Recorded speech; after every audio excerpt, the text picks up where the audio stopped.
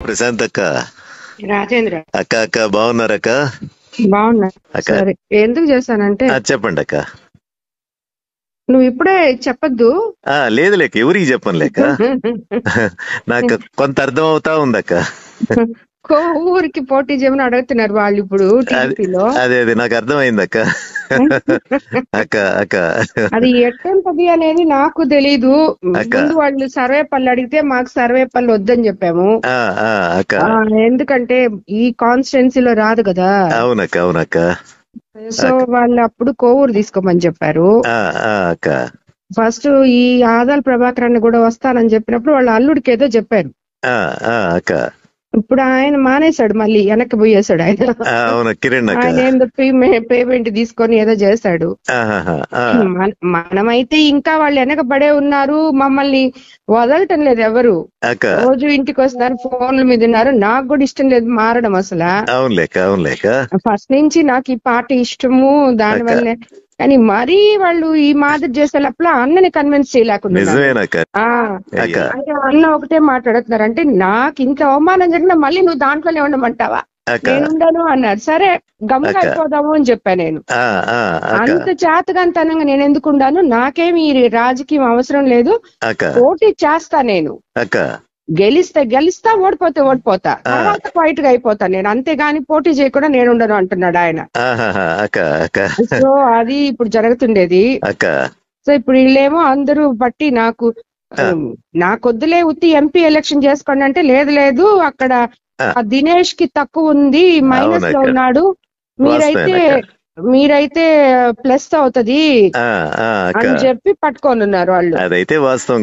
దినేష్ అయితే week candidate అక్కడ, కోవూరే తీసుకోండి అని చెప్తున్నారు. కానీ వీడి మీద ఇంకా వ్యతిరేకత ఉంది కదా, కూడా పోతున్నాడు. ఆ ప్రతాప్ ని అసలు ఎవరు ఓటు కూడా ఇరు ఒక్కరు కూడా. అది ఊరికే నీకు ఒకసారి చెప్తామని. నాకు పాపం ప్రసన్న అన్న అనే తలకే నాకు కూడా ఇదిగా అదే కదక్క. అందరూ ఇంట్లో వాళ్ళం అయిపోతుంది. అదే కదక్క. కానీ వాళ్ళు ఇంకా చెప్పినప్పుడు ఇంకా అది మీరు ఆలోచించుకోవాలి కదా రాజకీయాల్లో. మళ్ళీ అన్నకు కూడా ఏంటంటే టీడీపీలో వెళ్తున్నాం కాబట్టి అటు వైఎస్ఆర్సీపీ వాళ్ళు కూడా ప్రెషర్ గానే ఉంటది. ప్లస్ ఎక్కడో ఇప్పుడు ఆత్మకూరులో అయితే ఒక 10,000 కూడా మెజార్టీ రాదు, 10,000 తగ్గద్ది. ఎందుకంటే విక్రమ్ బాగా చేస్తున్నాడు, రామనారాయణ అన్న పోయినా కూడా ప్రాబ్లం అవుతుంది. ఉదయగిరి బానే ఉంది, ఉదయగిరి బాగుంది టీడీపీకి, అది కూడా బాగుంది. కందుకూరు కూడా ఇప్పుడు ఆ పిల్ల ఎవరో పెట్టారు. ఇది నేను ఇంత మాట్లాడుతా ఉన్నప్పుడు వాళ్ళు కందుకూరు కూడా అనౌన్స్ చేయించేశారు. ఇంకా నా వెనకాల ఎందుకే మీరు మీరు ఏమైనా చేసుకోండి అని నేను కూడా వదిలేసాను.